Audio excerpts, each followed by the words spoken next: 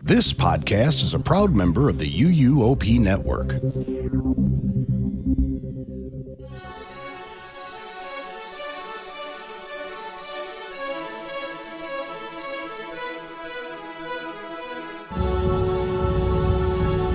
This is episode 726 of the unofficial Universal Orlando podcast for August 5th, 2026.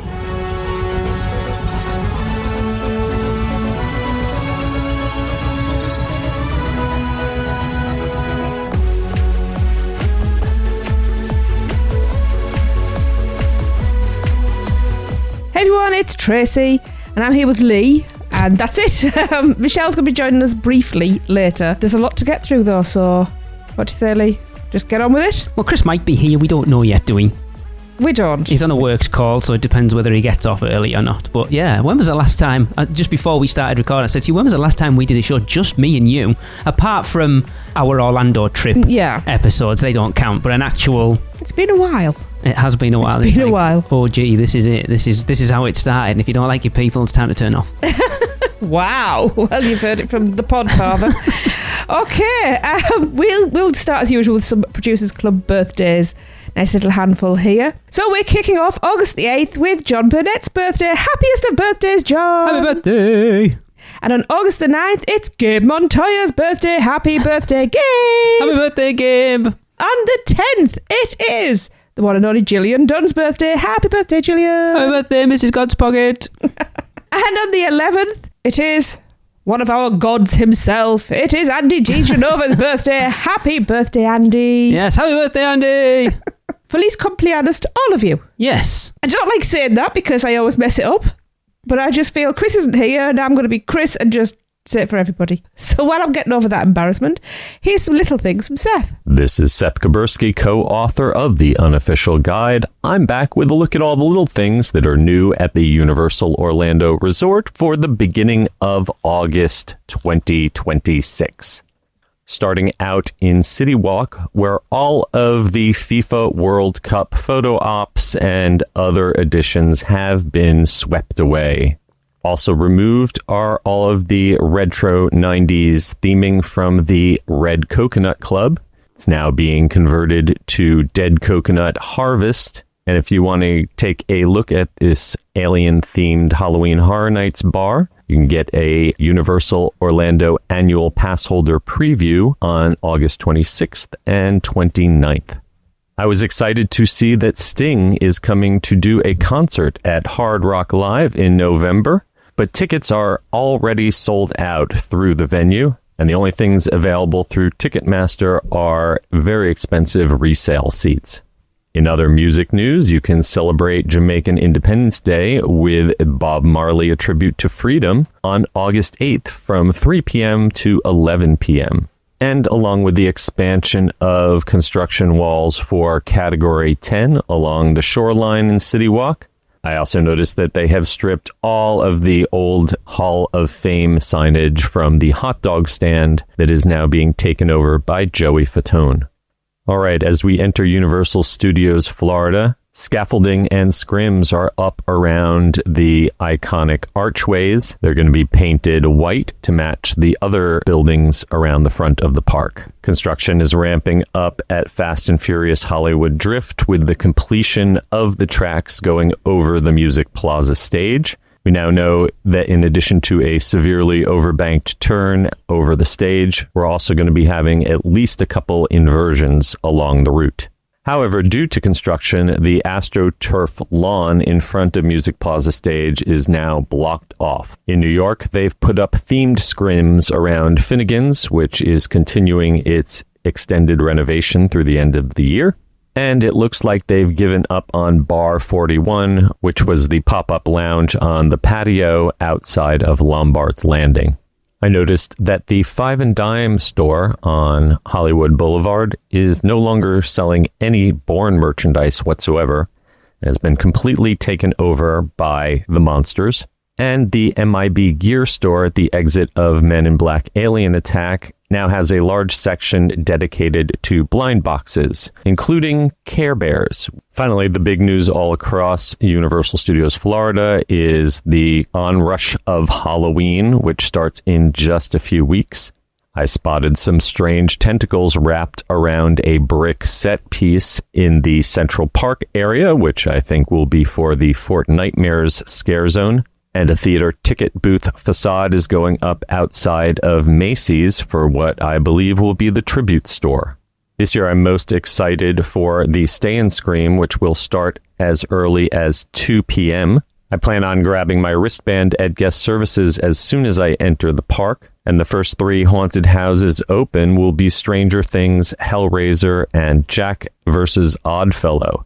Note that according to speculation maps, these 3 houses will be at 3 opposite corners of the park, with one near the front of the park, one towards the back in New York, and the final towards World Expo. And if you were thinking of taking an RIP tour for Halloween Horror Nights, but it's either sold out or too expensive, they've now got a half-length RIP tour where you get to see a set grouping of 5 haunted houses. Just keep in mind that it costs more than half the price of the full-length RIP tour, and you don't get access to the lounge. One last tip, this year they are charging for parking at Halloween Horror Nights up until midnight. And if you're getting a frequent fear pass, be aware that only the ultimate level pass includes free parking. Yet another reason why it pays to be an annual pass holder. All right, let's head on into Islands of Adventure, where the never-ending refurbishment scrims have now moved along to the candy store on the right side as you enter Port of Entry. Over in what's left of the Lost Continent, I was sad to see the bulldozers tearing away at Poseidon's facade. The popcorn stand that was across from the Treasures of Poseidon shop is gone, and construction walls are making it a bit tough to find the entrance to Mythos. Looks like the one thing you can count on sticking around until the very last moment is first aid and family services, which is still accessible despite the construction walls. By the way, if you are bringing a baby to Universal Orlando, note that the family services located at the first aid locations in all the parks, the only place where you can get your bottle warmed up. For liability reasons, restaurants are not allowed to handle or warm up any guest food. Speaking of food, there has been a big changeover in the menu at Circus McGurkus. Tuna poke and vegan dragon salad are gone. The meatballs are gone, and now the bread cones are filled with mac and cheese. But good news, the vegan ice pops are back for dessert. And finally, due to Lost Continent demolition, they've had to move the service animal relief area over to Toon Lagoon. You can now find it tucked behind the bathrooms next to Gasoline Alley. You may want to plan a trip over to Universal Orlando's resort hotels in the coming weeks because Magical Dining starts on August 14th. It runs through the end of September, and there are a number of nice restaurants inside the hotels that are offering $40 or $60 fixed price menus. While you're there, check out the sand sculptures in the lobbies of several of the hotels. I liked the Kung Fu Panda sand sculpture in the Royal Pacific Hotel, and Sapphire's got a great one depicting Jaws. Little bit of disappointing Epic Universe news. If you are planning on visiting the park in September, check the operating calendar. Hours have just been posted, and it looks like Epic Universe is going to be closing as early as 8 p.m. rather than 9 throughout most of the month. And last but not least, Universal's updated their smartphone app, and you can now give a fist bump compliment to a Universal Orlando team member directly through the app rather than having to post on social media with a hashtag. So if you have an exceptional encounter with one of the great team members at Universal Orlando, let them know you appreciate them. All right, that'll wrap it up for this week. Until next time, you can find me at S. Kuberski and at The Unofficial Guides, and pre-order copies of The Unofficial Guide to Universal Orlando 2027 at theunofficialguides.com. Until next time, I'm Seth Kuberski, keeping an eye on all those little things for you. Well, there's quite a bit going on there. As there always is. There's always... Little things add up. As Jamaican Independence Day is going on. If you're at the parks at that point, there are many worse places you could go than Bob Marley, a tribute to freedom. That food is so good. I can't believe we slept on it as long as we did. And it was... Darren, I don't know whether you listen anymore, buddy, but it's your fault. Because Darren, when he first came on the show, I always remember he talked about having a terrible experience there. It poured down or something that was sat outside. Yeah. And his food was awful. And it kind of put us off looking at it. And so we went last October with friends Hope and Danny. And honestly, it was loud. So we didn't really couldn't hear a thing. When you want to catch up with friends, it's not the place to go. But the food was phenomenal. It really was. Like, it's ideal for us because we don't talk to each other. We were arguing between the four of us who had the best dish. I won. It was all really good. It was all really good. So when Seth was talking about the hot dog sign coming down, I realised that they missed a trick for what they could have called that. Because it's Hot Dog Hall of Fame. They could have called them Hoff Dogs. Why? Hall of Fame. Okay. Is that actually closed now, do we know? When you're a Taste of Universal girl, you're much more into food than we are. Has it actually closed? I don't know. I feel like we should know that. I think we would have heard if it had actually closed. I think we just swapped out signage funny at the moment. Pulled the signage down. I think it seems like there's not going to be a lot that's going to change. It's just going to be... So, okay. Closed on July 19th. Well, we missed that one. Well, at least we do the research on the fly so we know what we're talking about. Yeah, again, it was somewhere we visited once with Chris and Alexa and the kids. It's cool to do it, but... It was all right. If I'm having a hot dog, it's generally in the parks, not coming out to City Walk for it. And it was only because we have to try it. So that's true. Again, with fat ones, if we do go, it'll only be because of doing this and feeling like we need to. But I need to see the menu for that place first, because it doesn't look... The one in Orlando doesn't look massively extensive, honestly. But you can overcomplicate things. I mean, you can. It's a hot dog. This is what I found about Hot Dog Hall of Fame was, yes, they were being true to each area and the different sausages and stuff like that. Yeah. And because apparently I'm a fussy eater, a few people have been telling me, I was quite limited on what I could have. So, but it's probably some hot dog etiquette I don't know about where you couldn't possibly swap one dog for another. God knows. I'm excited to see the arches start to get painted and watch everybody lose their... I'm coming round to that coloration. I think it will freshen it up nicely without being too jarring. It's quite classy. Yes. Do you know how long Magical Dining's going on for? Is it? He did say, isn't it the end of September? Did he say? I think it's the end of September. So it's like an Orlando area thing where certain places do, but it's pretty cool. The one thing I really want to talk about in Little Things right now that is really concerning me at the moment is no Born merch in the Five and Dime. Yeah. What's that all about? Like, we've heard a lot over this year of them really having to advertise that the Born Stuntacular exists and have people with signs out saying, hey, don't forget we're here. And then But suddenly... it's always full. I don't understand it. I just hope this isn't the writing on the wall. It's an absolutely phenomenal show. Where my mind went on this is the fact, because Seth said there's no Born merch and it's all been taken over by Monsters. Yeah. Is this leading into whatever? Because don't forget, it's not just Born that comes out into that. It's the horror makeup show as well. So is that leading into whatever that's going to become? Does this store still sell the Universe stuff, or is that across in the Wicked store now? No, it's not in the Wicked, because that's where it was, and then it went into there. I don't actually know where that stuff is now. Because I was wondering if it was a licensing thing that they needed to make way, and maybe it was Born that had to go. I don't actually know where that Universe stuff went. It's not in there. Okay. It was. I think it did when the Wicked experience. So it used to be there because it took over the Hello Kitty side, didn't it? Yeah. And then when the Wicked experience came went to in, Five and Dime. Yeah, and it hasn't been in there for a while. I don't know where it's gone. Interesting. It's just, when you start looking at these little incremental things that have happened for Born over the last 6 months, it's a little worrying because I don't want to see that go.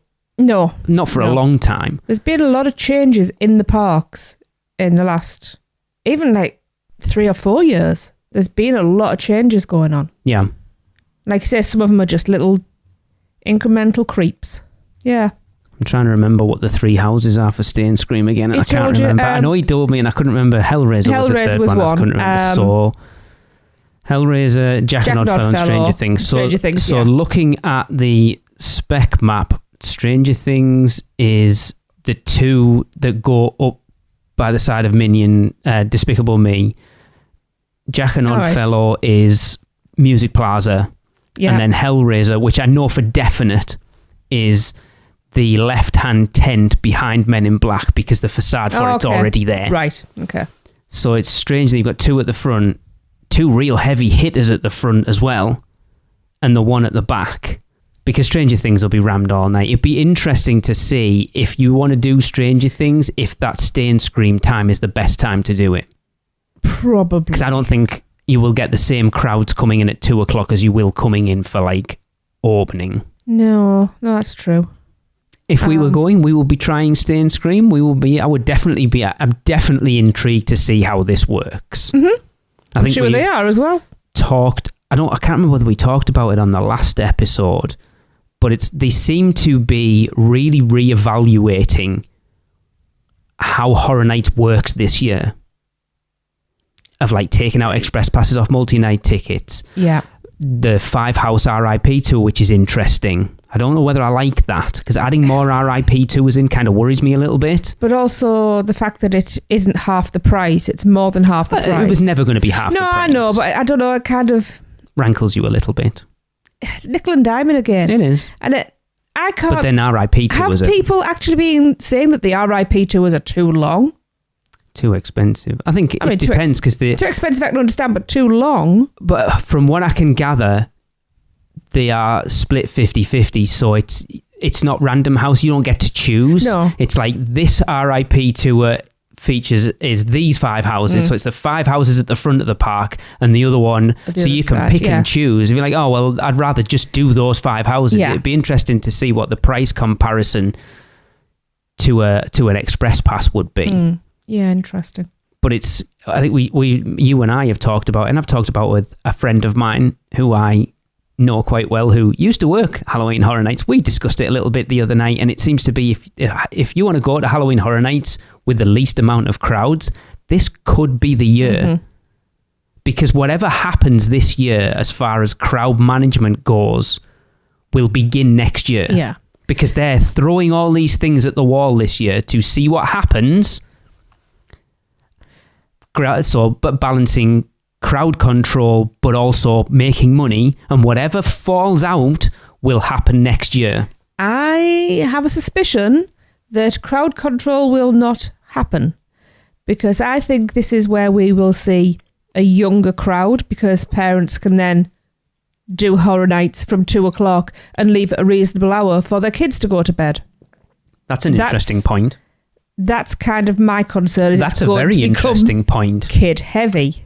Yeah. You can go to Halloween Horror Nights and leave without... Yeah, that's a really interesting point. I've not heard anybody talk about it from that direction. Mm-hmm. That's interesting. Told you my wonky brain sometimes helps. Yeah, that's... Yeah. Huh. Okay. Yeah. Do 6 hours and it's still only 8 o'clock at night. Your little kids can still get to experience it in the daylight, where it's... Yeah, it's safer. Because you can just do the houses. Scare zones don't open till 6. Even if you brought your kids in for that 4 hours from 2 till 6, or even 2 till 7, before it starts getting dark. Like, look, I know there's a lot of our listeners that don't like Halloween Horror Nights and don't like how much we talk about it, but at the end of the day, Horror Nights is Universal's biggest event. Of course it is. The biggest thing they do year round. And they do it very well. And we are 3 weeks away from the opening of the event now, and of course we're going to talk about it. Universal need to bring in that younger audience so that... Yes, the younger audience, but not that young. You know what I mean, though? It's like you're building your fan base for 10, 15 years down the line. So I get it from their perspective. Yeah. There is another aspect as well. So you've got a family and you want to do Horror Nights, but your other half isn't keen, and you've got kids. So you can still have... Like you were talking about Darren and Crystal there. You can still have a family day in the park, and that one person has their Horror Nights ticket, so they get to do the Stay and Scream. They still get to have a bit of family time while they're jetting off to do houses and things. And then, the lightweights can go back to the hotel at the end of the day, and they can stay on and rattle out some other things, get the in the dark atmosphere. Yeah. So there's that aspect as well. It makes it more accessible for families. It's kind of like child swap, if you like. Interesting, isn't it? You can child swap Halloween Horror Nights. I never considered that option from it. Mm. Yeah. Okay. Lost Continent is just every time we see vlogs, it's like There's another like half-acre empty. Poseidon's Fury is like you can see through it, and there barely looks anything to that facade as well. It's weird. Yeah. Ugh. Then the thing is, it's not good business for them to take the time and slowly demolish it.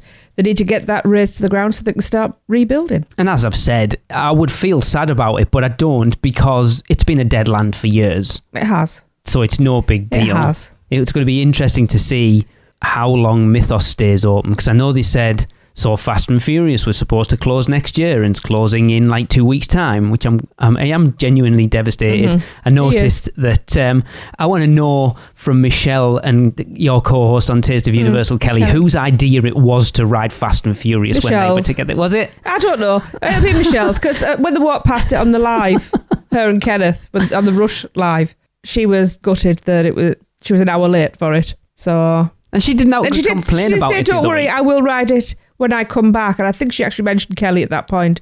So okay.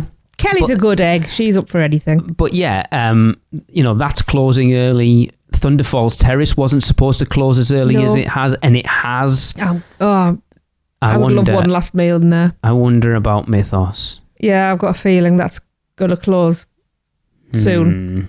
Fast and Furious, though.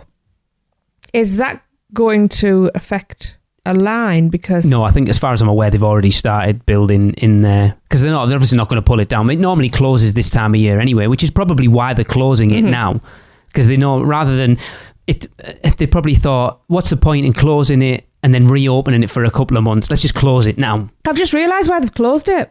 Because it's crap. No, because the track's ready. They're going to put the cars on the track. What? No. I saw that. It's not those ones. By the way, that coaster looks... I know I'm concerned about the spinning on it, because I watched a little bit of the POV from the Hollywood one. Spin enough for me. And there was sections on that thing where those cars were going backwards, and I'm like, I don't know how I feel about that. But I know you said you won't watch the POV, and I don't think you're missing out, because they're going to be two very different I have seen coasters. A little bit of the Hollywood POV, not a lot, just a few seconds. What I like about this one, at least from what we've seen so far, there's not a lot of height to it, so it's going to feel really quick. Oh yeah, and I love that. Because other than the spike, I think the highest section of those two flyovers over the top of Music Plaza stage. And apparently they're very close to each other, so there won't be any spinning or anything going over the top of that, which how do you control that? It's not controlled spinning. There'll be magnetic locking mechanisms. You couldn't have apparently you couldn't have two vehicles going side by side over it. Because it's that close. Like bumper to bumper. I don't know how true that is. It does look very close. It could have been the team member winding somebody up. Because, they don't do that ever. But looking at, like say, how close the track is, it is kind of plausible. It is very close. Yeah.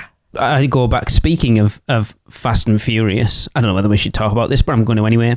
The viral video of the team member in the pre-show for Fast and Furious Supercharged, I mean, absolutely brilliant. Yeah. Like, fair play to him, it was quality. But, as I found out over the weekend, he actually got fired for that. Yeah. It's a shame, because they need people who are quick and witty like that. I guess it's when you're dealing with an IP license, you can't be, whether it's closing or not, you can't really. It's a shame, because it was brilliant, absolute genius. But that's the problem with the internet now. You only need one person to film you, and you are everywhere. Yeah, and I guess Universal have to project. Like I say, they have a contract with that license. Yeah, and can't be seen to be putting it in a bad light. We know from being on the Discover Universal podcast, you know, that one that doesn't exist anymore, or hasn't put an episode out for a while. Burn. The legal loopholes that they have to go through to get that out. I mean, I'm not surprised it's not going, because I couldn't be bothered with that. No. If we had to run through those loopholes, I couldn't be bothered. You couldn't do breaking news or anything like that in that way. It's just No. It's not. It wasn't a feasible template for a podcast, that. So I understand why where are we at? Oh yeah, I understand why that podcast isn't going anymore, but also... We'll get to that. Licensing. Yeah. You're just off on one, aren't you? It's sad, isn't it? I know... You just have a little bit of fun. I mean, we've seen things like this over the years. There's a certain duck. There was a thing over a certain duck seen somewhere in the parks that we won't mention. And just stupid little things from, I know, people who love the parks and just want to... I get it. Look, I'm not condoning what he did at all, but it's a shame. It's funny, you go back from the guest's point of view and from his point of view, it's harmless fun. But... And it is harmless fun because it was never meant with any sort of malicious intent at all. It doesn't appear that way. And it's just, like you said, that's the problem with living in this fast digital age. You are not safe anywhere. But you can't get away with... Well, some people shouldn't get away with anything, yes, but, you know. But you hear about the stories from 25 years ago with a certain Mr. Aiello going off script all the time on Jaws. That does not sound like Mr. Aiello at all. And all he got was a slap on the wrist and go, hey, do you want to go and write for Halloween Horror Night? Yeah, okay then. Like, you got commended for it back then. And not really, but they didn't want to get rid. Yeah. Whereas now, again, there's so many more contracts and licenses and stuff in place. But also, we're only hearing what we're hearing. We don't know if there's anything else involved there. No. You know, we don't know if there's been previous... I mean, that's true. Infractions. Yeah, that's true. You know. It might not just... This could be a number of things. Yeah, we don't know. No. Anyway. Yeah. Epic Hours worries me. Yeah, that's a little concerning. I would be... like That place needs to be seen in the dark. 100%. How many times have we complained about Islands of Adventure not being open at night? That's another land that needs to be in the dark. An Epic was built from the ground up with all those lights and everything to really shine at night, and we've been spoiled as well. Of course. Because I think, what's the latest? The latest closing we've been in? 10. 9 or 10? 10. What time did it close opening night? 10? 10. Didn't we go into Blue Dragon in October at 9? So yeah, 10 o'clock. So we've been spoiled of it being 10 till 10. But it's not, I'm guessing it's not opening. So you're getting really short hours because it'll still open like at 9, I guess, if you got EPA. It's just a shame that you're not getting to see it in the dark. Do we know why the hours are so short? Because it's not like it's a residential area. I mean, I know there is a couple of apartment buildings nearby, but... It's been open for a year. Opening until 9 or 10 o'clock. Why suddenly like down season or what? Did they maybe they're going off crowds from last year and they saw a downturn in October, like September, October maybe. So why leave it? I don't know, maybe. So what we need is for everybody to message Universal and say, hey, I want to spend all the time in Epic. Why are the hours so short? I mean, the interesting thing, if this goes through into October, not so much, but obviously people from the UK, if you're going out but not going for horror nights, you go, oh, well, studios closes at 5. Let's go and do the last 4 or 5 hours at Epic. And you're making money because people will eat. 5 hours is a long time. You know, some people only go into the park for 5, every day for 5 hours. People spend a lot of money in that amount of time. Yeah, but you're only going to get that, like I say, mainly from people like us who are going over getting those 14-day tickets and being able to park up. I think once you get past this annual, whenever the hell that's going to happen, you would see that influx of people over the course of horror nights, but not so much this year, I guess, because it's still... I know they do them. You get the 3, 5 or 7 day passes, but I don't know how many people are buying them. I'm not really sure the pricing of those. It'd be interesting to see what the sort of split of people visiting from the UK having that 14-day ticket compared to people who've bought those 3, 5 or 7 day tickets with Epic on, or single-day tickets, to see how many single-day tickets they're still selling. It's hard for us to comprehend because we generally go over for no less than 10 days. Yeah. Where the average American will go... I mean, look at Michelle, for example. She flew out on Wednesday night and flew home on Friday morning. Is that right? Or Friday night. When was the event? Thursday. Yeah, so she flew home. So she was there for like 2 days. Yeah. And I think you see a lot of that from America. They'll go down for a 3, 4 or 5 day trip, whereas we don't. Well, I'm not travelling for, what, how many hours? I mean, people do. a certain Mr. Lucas in the producers club will do a Halloween Horror Nights weekend trip most years. I don't think he is this year, but he would like fly out Friday, go back come back Monday morning and just do Horror Nights Saturday, Sunday. I mean, but then when he goes out for his major trips, they're out there for like a month. That's the way to do it. Yeah. Oh yes. Right. So are you finished? Yeah. Oh, good. There was a lot to talk. There's a lot to talk about. I kind of like that Universal are getting. I do and I don't. Controversial because it's stuff for us to be able to debate on the show. It is. I don't like it from a consumer's perspective, but as people who this is what we do. I know. Yeah, we need things to talk about. Yeah, you know, rather than going, oh yeah, that's awesome. I was like, hey, I'm not so sure I like this anymore because we've had it over 15 years. We've been doing this. Not like, everything at Universal's brilliant. They never say anything bad about them. Well, that's not true. Nope. I'm usually we have slated some things. Less likely to slate them, like in the wave of coming back from a trip because I'm on that high. Like, yeah, but we don't. Our complaints aren't unfounded. There's always a reason for them, and we always have some sort of solution in mind, or how we would, how we would like to see something improved. We're human. We have different likes and dislikes, and we're allowed to express them. Yes, which we don't often have. This is why the four hosts, we're generally all on the same It's on the same page, except me and Michelle most of the time. Yeah, you two butt heads a lot. You are butt heads. I wish to go to Universal Studios Singapore. Hello, I'm Steven Spielberg. Ride the movies at Universal Studios Singapore. A spectacular destination for the people of the region and the people of the world. Where can our vacation wizards take you? Just tap the port key at portkeyvacations.com and let the magic begin. Right.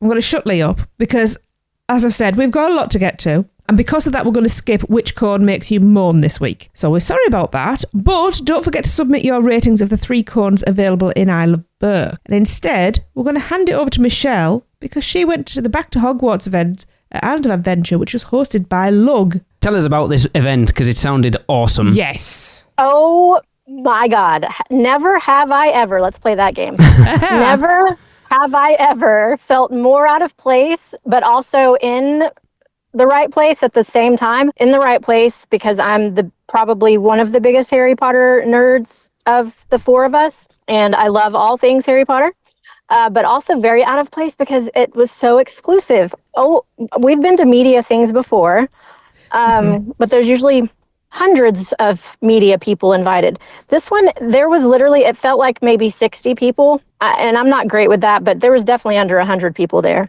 Wow. Super cool. Very, very like low key. Just a handful of social media people that were mostly vloggers / like real influencers. Yeah, I've been looking around, kind of going off the back of the stuff that you posted and looking who was there. And obviously Zandra, friend of the show, was there. Tim Tracker was there. Jackie Super Enthused was there. A couple of Mammoth Club, a couple of others, but a lot of them I didn't know. Right, and they all do videos like Reels or TikToks or what have you. We're podcasters, and we've stuck to that genre from the beginning, and we've talked about branching out, but it's just we don't know. For now, we're podcasters, and I don't know that there were any exclusive podcasters, any others there, other than UUOP, which was kind of cool. Because there's no one as good as us, that's why. Exactly. Amen. Just saying. But anyway, that was also the first media event that I've ever attended solo, so I didn't have like a buddy with me to kind of take away the oddness. Yeah, it makes a difference. It does. But I hung in there. I think I did my best. But I was so incredibly blown away by the event that Lug put on for all of us. I mean, they treated us like royalty for the night, like witch and wizard royalty. It was amazing. So we got there. They ushered us into the VIP kind of area at the front of Islands. They had a couple of racks of wizarding robes, legit wizarding robes from Universal. And with our individual house and our names embroidered on it. Which was amazing. Amazing. So cool. Like I knew, so when they emailed us with the invitation, they'd asked what size robe you wanted. So I was like, oh, you're going to get a robe. The fact that it was monogrammed as well was super awesome. I'm so jealous. Well, I kind of thought was like, what size robe? Like maybe they're going to get like some knockoff version or something, but no, it was the legit ones from Universal. So cool. And then after they put our robe on us, and there was a table full of wands in boxes that were not labeled. So they were like, all right, pick which one is calling to you. So I picked one, and luckily it was one that I don't have. Awesome. Super cool. And it was an interactive, like a full-blown interactive wand. Is it the second gen ones, Michelle, or just the first gen? Ooh, I don't know that, to be fair. I know it's interactive, but I don't know which gen it was. It's the one with the big green stone in it. Find it, because I remember seeing, you showed me that. Did you use it at all? Yeah, I did. So did it vibrate at any point? Did the tip light up? That's what she said. I didn't connect it to the app. Anyway, yeah. So that, and then they took us in groups back to Hogsmeade. The park was already closing, so people were on their way out. We were on our way in. We get back to Hogsmeade, and it was empty. So the actual event was set up on the back porch of the Three Broomsticks. Okay. So they brought us in there, we had little bracelets on that showed that we were supposed to be there. And there's where they had set up the whole lug bag, build-a-bag experience. So they had a nice display, and then you got to pick which bag. That collection is so awesome. That is such a great addition, I think, to the Universal Parks. So they have 4 different bags to choose from that are all beautiful and useful in different ways. One thing that's similar to all of them is they all have a specific place to hold your wand, which I think is awesome. That's cool. Yep. Yeah. Yes, it's second gen. Okay. It is a second gen one, Michelle. Cool. Great. So yeah, one of the bag that I probably would have chosen was already out by the time I got in there. So I got the one that will hold the water, my water bottle, because that's an important feature for me. Yep, absolutely. And then on the back of that, there's like a place to put your wand, hold your wand, and all these different little pockets. So then, and the inside of that bag is also insulated with that metallic looking fabric or whatever. So very cool. So it won't your cup won't sweat. That's good. So then from there you get to pick which shoulder strap you like, and they have all 4 different houses as well as your standard Hogwarts one.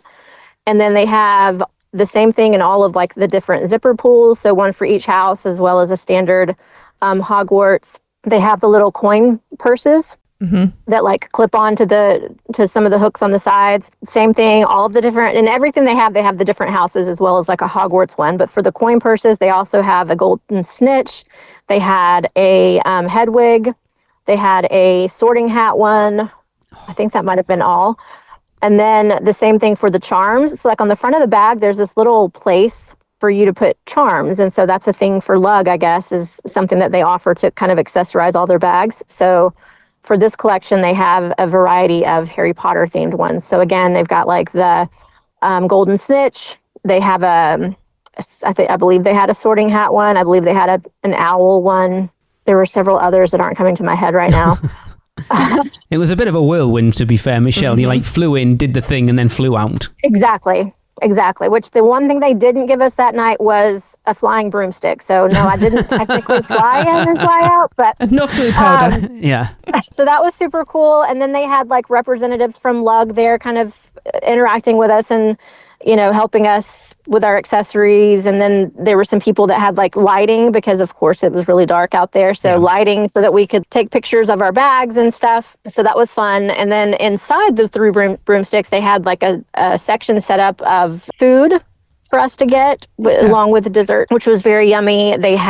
You could go to the bar and get butterbeer, and they gave it to us in the souvenir stein. Nice. Very jealous. Yeah. It was super cool. Then from there, you could just go out and kind of wander around Hogsmeade, but none of the rides were open, which is okay. I wondered. Yeah, but we could walk around, and basically that's where you saw all of the social media / influencers out there with all their fancy equipment doing TikTok dances and making me feel incredibly underqualified to be there. But it was really cool just to kind of see these people in a completely empty Hogsmeade, which never happens. No, I'm very jealous. Yeah, I'm sure some of the videos that you've seen from some of those influencers, they're very cool. They did a good job. Yeah. But it was an amazing event. It really was. It's a great collection. I think it's going to do really well in the parks. Like, I'm already excited about adding to my accessories because you can change them out all the time and kind of make your bag different as often as you want, which is a cool concept. So I'm just looking at the prices now. So they do a sling bag, a tote bag, and a skeeter bag, whatever that is, and then a lug huggy, which the water bottle. I'm guessing that's the one you got, Michelle. So the sling bag's $80, the tote's $90, the skeeter's $75, and the one Michelle got was $55. Then your strap's $25. I'm assuming your strap is your house. Mm-hmm. Yeah, the house or the Hogwarts one. And then the zipper pull items are $19, the bag charms are $19, and the coin pouch is $35. So it gets up there. But when you look at something like Loungefly, which Tracy, you and I have talked about a lot, they look cool. They're just not fit for purpose. What I like about the lug stuff is they're built for people going to theme parks. Yep. Yes. This is why I've been singing their praises for a while now. Yep. The pockets are perfect. So like you said, I got the Huggy, I guess is what they call it. Water bottle fits perfectly. Like, even it wouldn't fit one that has a handle on it. Okay. But any other, I mean, it's really deep. So it will fit a good size. It fit a really good size, like, water bottle. And then, like I said, there's a place for your wand that holds it very sturdy. Like, I never felt like it was in danger of falling out or anything. Okay. And then the pockets were like the perfect size for my cell phone, which I've got a big iPhone. Perfect size for that. And then the little coin pouches, like, I decided to use those for my charger, my fuel rod, and like my charging cord. Fits perfectly in that. So the skeeter bag is the smaller version of like a crossbody. Okay. So there's the bigger one is the regular crossbody that can actually convert into be a backpack as well. Okay. And then the skeeter is like the small little crossbody size. Okay. It sounds expensive when you put it all together, but you could just buy your base and then buy your additions every time you go. That's your little souvenir each time. Yeah, that's a really good idea. Because it comes with a shoulder strap already. Okay. So like a standard black one. So you don't have to change it if you don't want to. Okay. As theme park people, we all like collecting stuff, and if you give us more stuff to collect, we will collect it. Exactly. And if it's bags, I will need them all. I mean, yeah, we've talked about the Captain Cacao one, the Celestial Park crossbody. That's awesome. Yeah, they really come out of nowhere, really. And really making a splash in the theme park world. And we know, like I say, the bag you take into a theme park is huge, because I've got to the point, I used to take a backpack and it started to get on my nerves, and now I want to be as minimalistic as possible. So these are a really good option, but also being able to, show your house pride or whatever it might be, I think is awesome. It was, and I used it the entire second day. So the next day I went round about the parks with Kelly from Taste, and that was fun. And I used my new park bag all day, and it was perfect. Like, I never needed anything more than what I had on that bag. And again, my wand was safely secured the whole day. Awesome. Yeah. And it fit into like the lockers really easily. That's good. It was perfect. And the fabric on the outside is, I don't know how to describe it.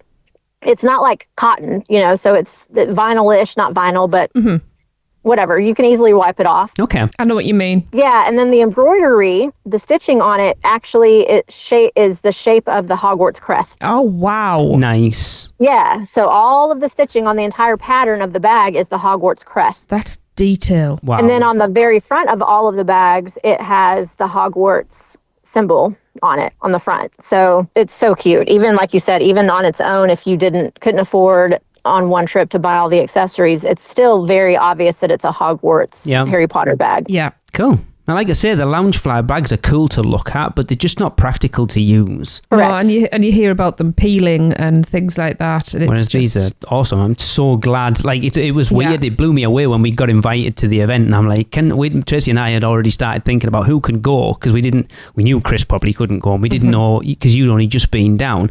It's like, who's going to, and Michelle was like, I'll go. Yep. Yeah. I mean, although it would have been really funny to see Chris make his own purse. I'll see Chris doing his TikTok dances. So this is one thing I like as well about it, is because everybody has different needs in a theme park, because it depends on whether you're alone, whether you're with people and how many people with you, whether you've got kids, as to what size bag you need. Yep. And the fact that they have given 4 options here is phenomenal, and hats off to them, or bags off to them, because I'm really liking the thought process that's going into their product. Yeah. Like I said, they're thinking about people going to theme parks and what do you need? Yeah. I mean, I have basically stalked them on their website, and I have a wish list of bags off there. They don't ship here yet. And, we don't have lug stores over here yet. I will open one for you. You come over. I will run that store for you, lug. So it is kind of like, oh, well, if I ever get back there, I do have to do a sneaky little order to somebody's house. And then tell Legal, this old thing, I've had it for years. Yep. So. I love it. These were definitely built for these specific theme parks, especially with the wand holder. Yes. But like you said, there's different purposes for different bags, and that's why I need a second one already. Of course. I need the bigger one, too, because when I'm with my family, I end up carrying Mama Bear. Chris's chargers and things like that too. So that's when that the bigger crossbody one would come in handy. Yeah. So they're very functional, which I 100% appreciate. Cool. Yeah. Awesome. So thank you, Lug, for the invitation. That was so fun. Yes. Thank you for going, Michelle. I know that we've already gotten a lot of responses from my Instagram posts and also Facebook with people saying, "Oh my God, I can't wait to get back there and get my bag." And so hopefully we get some good business for you guys from our friends. Our followers. Who knows? At some point, there may be an official UUOP bag. That would be awesome. We know we've made it. That would be amazing. Wouldn't it? An official Producers Club one? That would be cool. Yeah. Wow. Cool. Well, thank you, Michelle. Yes. I know you've had to step out of work just to join us, because you haven't even mentioned the fact that Chris isn't here either. It's just the two of us. It was questionable whether or not I should do it, but then I was like, I mean, we have somebody needs to go for us. Yeah. So yes, without a doubt. I will take one for the team. Yes. Awesome. And it was a quick turnaround. I was only there for literally not even 48 hours, but it was 100% worth it because Lug really did it up. Awesome. Yeah. Good. You did us proud, Michelle. Thank Absolutely. You. Yes. Yep. But make sure you look at, if you haven't already, check out the Rush of Fear feed, because I ran into Kenneth while we were there. Yep. And we did a bunch of updates for HHN. And then I also, like I said, ran into Kelly. So we did some updates and things for UUOP as well as Taste of Universal. So we got a lot of We networking done. did. It was awesome. In that 48 hours, which was cool. You worked hard. Yes. Right. Thank you, Michelle. Thank you.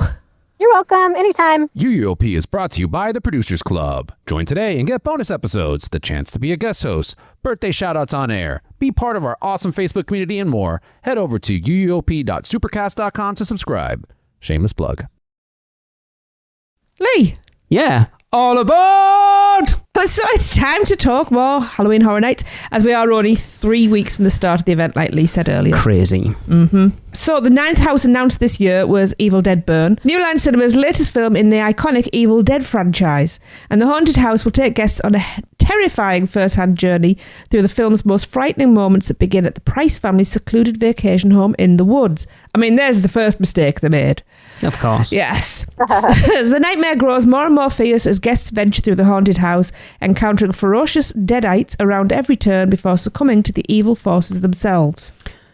So we haven't seen this yet. I will watch it before we go. Of course. I don't have plans to make it in the cinema, but I think it comes out on digital in September, so I definitely want to watch it, because we've watched 1, 2, 3, and 4 over the last week or so. Michelle, have you watched the Evil Dead films? So same as you. I just watched them over the past couple of weeks. I've never ventured into those before. Really? And oh my God, I love them. Like, they're some of my new films now. So Evil Dead 2 was my favourite film for the longest time. It's aged.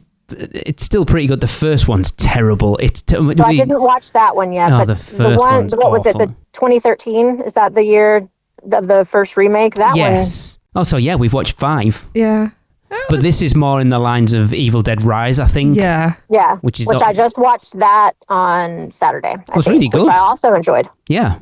Rise I enjoyed. This is going to be a great house. It's going to be gory, which I love, and it's going to be crazy bloody, which I also love. Yeah, it's nice that we, other than we've had Ash versus Evil Dead, we never actually had an Evil Dead house before. No, which has surprised us. It's crazy when you talk about you look at horror classics, it's like Michael Myers or Halloween, Friday the 13th, Texas Chainsaw Massacre, Freddy. Nightmare on Elm Street. It was crazy that Hellraiser, that we've waited until 2026 to get a Hellraiser house, and I feel like Evil Dead's the same. Yeah. Hellraiser was my favourite as a kid. That sounds terrible, doesn't it? As a kid. We watched the first one again last night, and I must admit I enjoyed it more last night than I did when we watched it the other week. Yeah. Because I actually paid attention to other than falling asleep half an hour from the end. I mean, it's obviously not aged very well. No. But the base storyline is amazing. And knowing the behind the scenes of it a little bit as well makes more sense. Anyway, yes. Let's get on to this one. The third announced Scare Zone puts a twist spin on the global video game phenomenon Fortnite. Get your dances ready, guys. With an immersive and thrilling Scare Zone inspired by Fortnitemares, I do love that name, the game's signature Halloween event. Halloween Horror Nights fans will have the chance to drop into the world of Fortnitemares with an all-new Scare Zone featuring ever-evolving and high-stakes environments. Guests will enter freaky fields, a Halloween-inspired living battleground overcome with a threatening force. Throughout the Scare Zone, fans will encounter the Battle Bus along with familiar Fortnitemares characters, plus a few new additions exclusive to Halloween Horror Nights as they work to escape and claim victory. Interesting. So Kenneth and I visited, of course, we did a round to do all the HHN updates. So this is going to be in the Central Park area. All of the trees, which I am going to miss the pumpkins. I know they're not always up there, but that's my favorite aesthetic. But right now, all of the trees have LED lights. Yes, they've been up there for a while. Tons and tons and tons of LED lights. There's no props, like normal HHN props out. No boo holes out at the moment, at least as of when I was there last time. But just some interesting machinery, I guess, or technical stuff. So I really don't know what to expect from this Scare Zone. Well, kids, lots of flossing. That's the only one I know is the flossing. The biggest complaint is bringing something in that is very sort of kid friendly, and I know Chris has his opinions on this Scare Zone. That's usually my favourite area for a Scare Zone, so I'm apprehensive. But again, you go in with low expectations, it might blow you out in the water. It might, and it might not. It looks like it's set up to be a very technologically advanced Scare Zone, and it was giving me and Kenneth the oh my god, the name. What was the Scare Zone that was all neon? Anarcade. It's giving Anarcade. Okay. So with the lighting and with the technology that's in place, and Kenneth assumed that a lot of that is going to be for fog effects. I guess there's something in the game that says something about some storm. So I don't know. I'm sure the people out there that play Fortnite are like, oh my God, and they're yelling at their radios right now. We're all over 40. We don't know these things. Exactly. But it might be... It might be cool. You never know. I like the fact that it's going to be something different. You say, I miss the pumpkins, but Central Park became... It was like every year was kind of indistinguishable from the last. It was little changes, where I think this is going to be a big change. So it should be quite a bit different. And it does extend out into the courtyard area like it did last year as well. Okay. Yeah. So the fourth Scare Zone announced was, I am so excited for this, Downtown Clown Town. The city that never sleeps becomes a waking nightmare when it's overrun by killer clowns from outer space, Art the Clown and other clownsfolk who can't wait to tear you from limb from limb. Yay! I am so excited.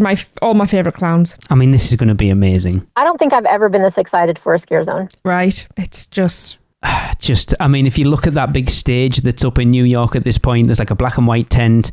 I think it's blue and white, isn't it? No, I think it's black and white, and then it's black and white, and then yellow and red. So the Killer Clowns colours and art colours, basically. So I think we're getting some sort of Killer Clowns art standoff thing there, which, oh my God.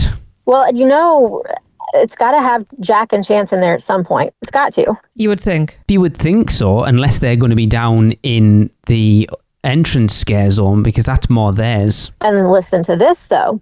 So, two things. This Scare Zone is huge this year. So this Scare Zone actually starts now right across the street from Papanana. Okay. So usually it doesn't start until you're all the way at the end of that road and turning right down New York. Yeah. This one is on the corner of Jimmy Fallon and Papanana. Like, it's right there. That's where you see the first stanchion announcing that Scare Zone. And then that entire block is all this scare zone. So that's where you also see down that alley, kind of past the Transformers extended queue, is where you see that little stage that nobody knows what it's about. And then also where this scare zone usually ends, it extends to the other side of that block instead. Okay. Yeah. So they've greatly extended this scare zone. It's going to be massive. And here's the second point I want to make. The way that they also have the main strip scare zone, the Jack and Oddfellows scare zone, that one also seems to extend pretty long as well. So we've got a carnival theme. Yeah. Think about it. We've got a carnival theme. We've got the main entrance, which is Jack and Oddfellow. If you turn right down Hollywood, that's the sideshow. Yeah. If you go on down through Jack and Oddfellow and you hit New York, then you're hitting the downtown clown town. It's all carnival. That's awesome. So they all connect in this carnival theme, which to me says those characters can move amongst the three. Okay, that would be interesting. Right? Doesn't that make sense? Yes. It's very cool. It does, but I have a little, what's the word? I don't keep using apprehension. But imagine being that person that kept missing everybody because they were in the wrong zone. That might be would multiples. Suck. Multiples of them. We're not at Disney. This is true. It's possible to see art in two places at Universal. That's true. Unless he gets mobbed. And then rounding out this year's house lineup is, no surprise to anybody, Ozzy Osbourne, Prince of Darkness, inspired by his prolific solo career. So developed as a living horror movie through the lens of Halloween Horror Nights, this non-traditional memorial to Ozzy Osbourne will span 45 years, transporting guests on a twisted journey through the artist's outrageous and eccentric solo career in unique experiences across both coasts. So music from Ozzy Osbourne's solo albums, and I haven't listened to any of these, I have just downloaded the lot, so I am delving into this I'm fully going into all of these. So music from Ozzy Osbourne's solo albums will guide guests through Ozzy Osbourne, Prince of Darkness, yes, including Blizzard of Oz, Diary of a Madman, Bark at the Moon, No More Tears, Scream, and Ordinary Man. Mm-hmm. Bark at the Moon's an excellent album. Yes. I know nothing about any of this, but I also knew nothing about The Weeknd. Yes. And that became like my favorite house of the year almost. So yeah. At Universal Orlando, Halloween Horror Nights guests will venture through ancient ruins and foreboding dungeons before boarding the Crazy Train for a twisted ride into a realm inspired by the cover of his fan favourite albums, as Lee said, Diary of a Madman, Bark at the Moon, The Ultimate Sin, and Black Rain. Ruled by the Prince of Darkness, this fantastical world draws from the heavier sound and sinister imagery that defined the later years of Ozzy's career, transforming that creative evolution into a horrific journey through his unmistakably twisted imagination. Like I say, I don't know much about Ozzy Osbourne, but I'm open to it for sure. Yeah, me too. The same with the Y-6 last year. I knew nothing about it, but it was a fantastic house. Wasn't it? I really enjoyed the Y-6. Still didn't hit me. This kind of gives me Rob Zombie Hellbilly Deluxe vibes. Like, I'd never listened to Rob Zombie in my life before that Scare Zone at 2019, and I listened to the absolute out of that album before we went to that event, and I really love it. So I'm hoping that not only will this be a great house if I get to see it, but also introduce me to some more metal music, which I'm always open to. Ozzy so is it just music, or are there like music videos and things to go along with some of this stuff? I mean, you're probably talking pre-music video for a lot of this stuff. Okay. Like you're talking... I have no idea. So you're looking like No More Tears onwards, there would be. Yeah, so the last three there might be, but the first three were pre-MTV, so I don't think you got music videos then. Wow. Okay. Yeah. No, I can't wait for that one. Well, there we go. And the last major announcement for this year, no big surprise, is with the Red Coconut Club, and that is a Halloween invasion of the Red Coconut Club, as usual. Yes, strange lights, unidentified flying objects, and folks acting abnormally. What on earth is happening at Midweston's 35th Annual Harvest Festival? Find out at Dead Coconut Club Harvest, with spooky specialty beverages, light bites, interactives, and incredible music. Just don't get abducted by aliens. I love the theme of this.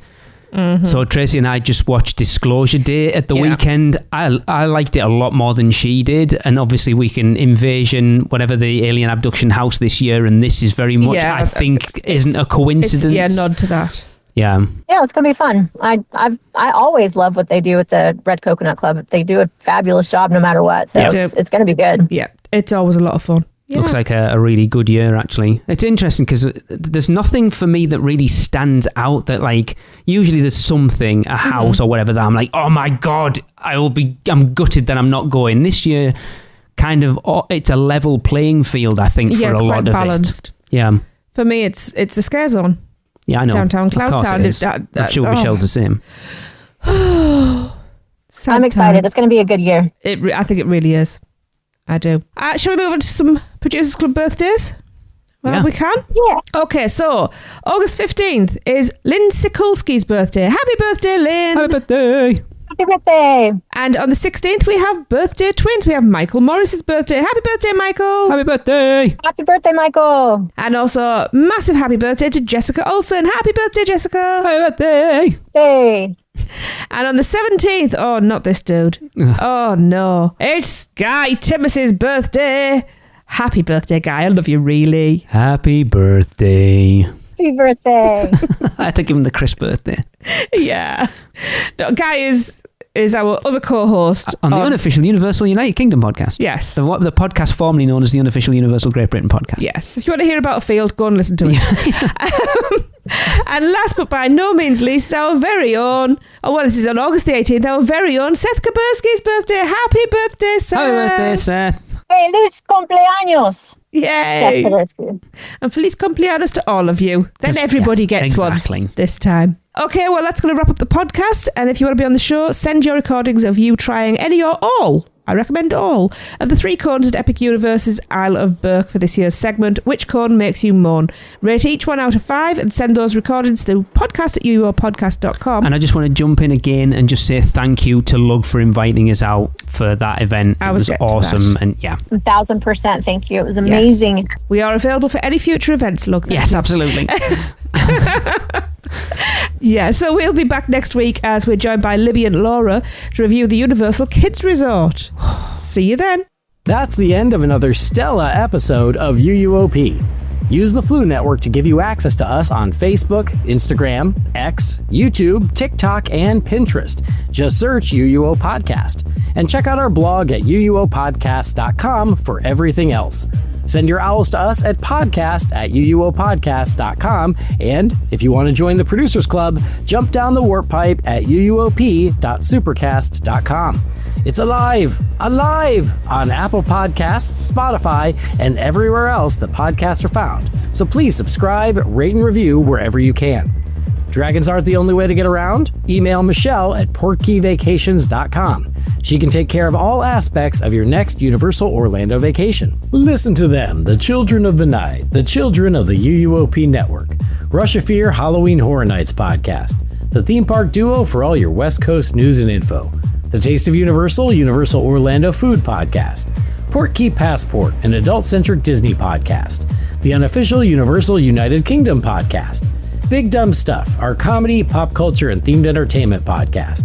Theme Park Throwdown, a weekly battle between your favorite theme parks. And the Fudge Factor YouTube channel, helping you plan your best Universal Orlando vacation. Make sure to subscribe and come back next week because in the end, it turns out all we needed was a little more of this.